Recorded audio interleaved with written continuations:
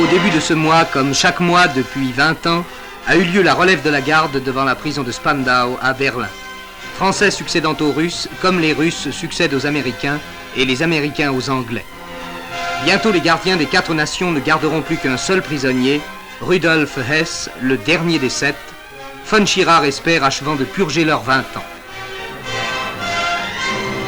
Car il y a exactement 20 ans que s'ouvrait à Nuremberg le plus grand procès de l'histoire.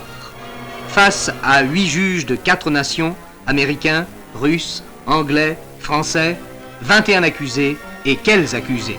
Göring, Hess, Ribbentrop, Keitel.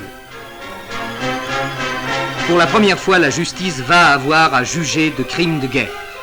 Le principal criminel est absent, mais sa silhouette restera en surimpression sur ce procès sans précédent.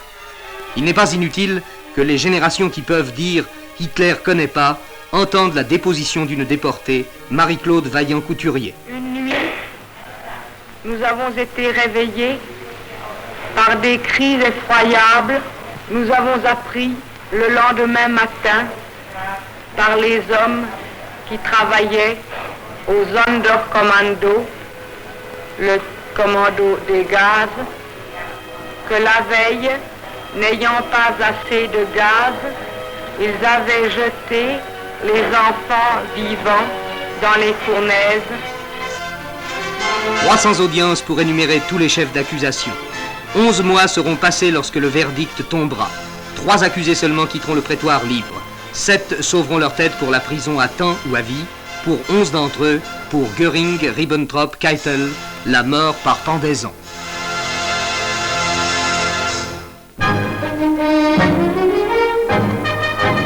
Les dés sont jetés.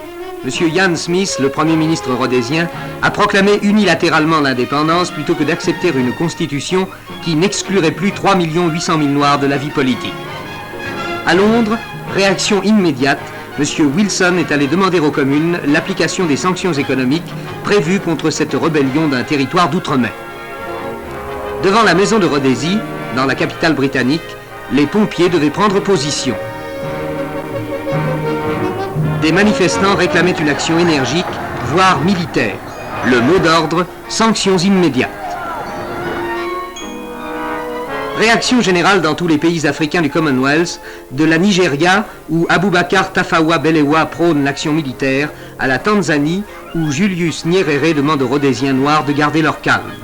Seule l'Afrique du Sud, ségrégationniste, entend ne pas appliquer les mesures économiques décidées à Londres. L'événement a créé une activité fiévreuse à l'ONU où les manifestations se succèdent. Rhodésie, le nouveau point névralgique de l'Afrique. À Moscou, l'arsenal des fusées a tenu la vedette du traditionnel défilé qui célèbre sur la place rouge l'anniversaire de la Révolution. Pour la première fois, l'URSS présentait une fusée orbitale qui pourrait satelliser une charge nucléaire susceptible de frapper à tout moment à partir de son orbite. Un morceau de choix pour l'album de souvenirs. Évidemment, le reste du défilé, en dépit de son ampleur, ne pouvait plus qu'intéresser modérément les observateurs qui se posaient une question.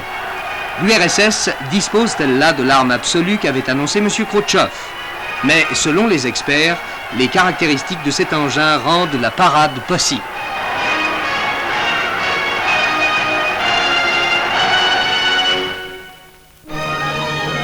Au moindre choc, cet homme peut sauter. Au cours d'un engagement au Sud-Vietnam, une grenade l'a frappé dans le dos et s'est glissée sous la peau comme une énorme chique. Par miracle, elle n'a pas éclaté. Derrière un mur de protection, les chirurgiens américains vont tenter de le délivrer. Au bout de bras articulés, un scalpel a fait l'incision, puis des pinces vont extraire avec d'infinies précautions un œuf d'acier de 8 cm de long.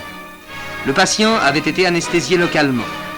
Il revient de loin, mais le docteur Humphrey, au cours de la plus délicate opération de sa carrière, a eu très chaud.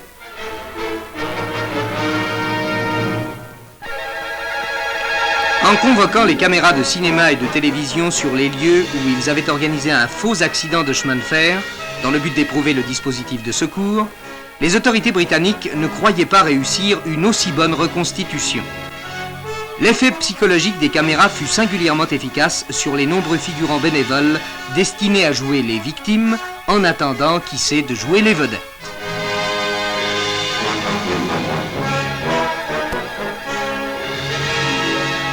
Pompiers, policiers, infirmiers, secouristes ont pu vraiment se croire dans le bain, tant les préposés au rôle d'accidentés mirent de zèle à entrer dans la peau de leur personnage.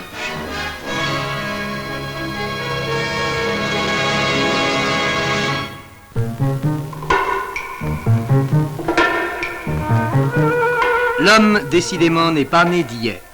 C'est ce que tendrait à confirmer, s'il en était besoin, une découverte faite en Chine, dans la province de Shenxi. Les savants chinois estiment que ce crâne fossile, avec sa mâchoire supérieure, pourrait avoir appartenu aux plus anciennes hominiens connus. Un des chaînons manquant entre les grands anthropoïdes qui vivaient voici 10 millions d'années et le synanthrope vieux seulement de 500 000 ans.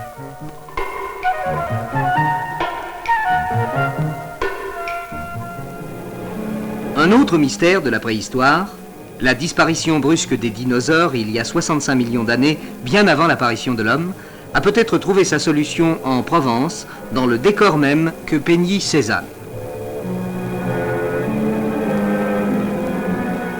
Au tertiaire, de grands animaux préhistoriques vivaient ici, au pied de la montagne Sainte-Victoire.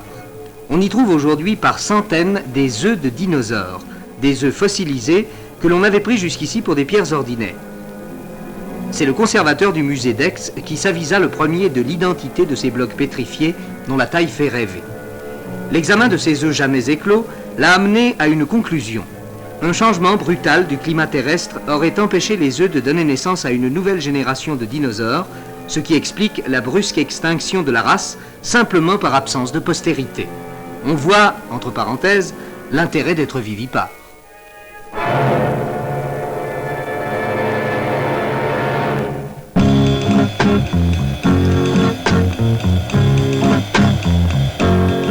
À l'Institut national des sports où elles sont en stage, les nageuses des ballets nautiques nous ont réservé la primeur de leur prochain spectacle. Un spectacle dont on ne perdra rien, puisque la caméra sous-marine a suivi la partie des évolutions qui échappent généralement aux spectateurs des tribunes. Ballet nautique, en effet, avec toute la rigueur et la précision qu'il implique. Les figures sont d'abord analysées au tableau noir. On regarde le tableau. Bon. On vous explique une figure qu'il faudra faire tout à l'heure, hein?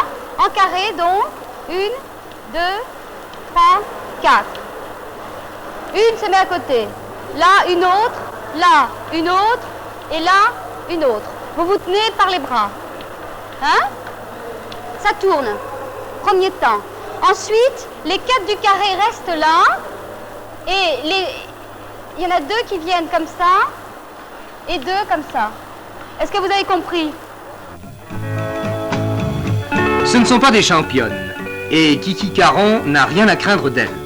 Entre les ballets nautiques et la nage de compétition, il y a autant de rapports qu'entre le patinage artistique et le patinage de vitesse.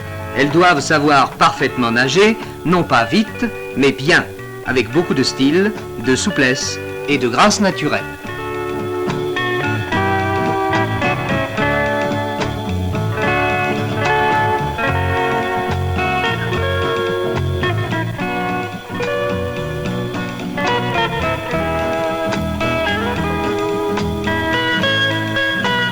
En dehors des stages, elles ne s'entraînent ensemble qu'une fois par semaine, ce qui n'empêche pas la fidélité, puisque certaines sont dans l'équipe depuis 12 ans. À l'école des sirènes, pour le plus grand profit des ballets nautiques, on prolonge volontiers ses études.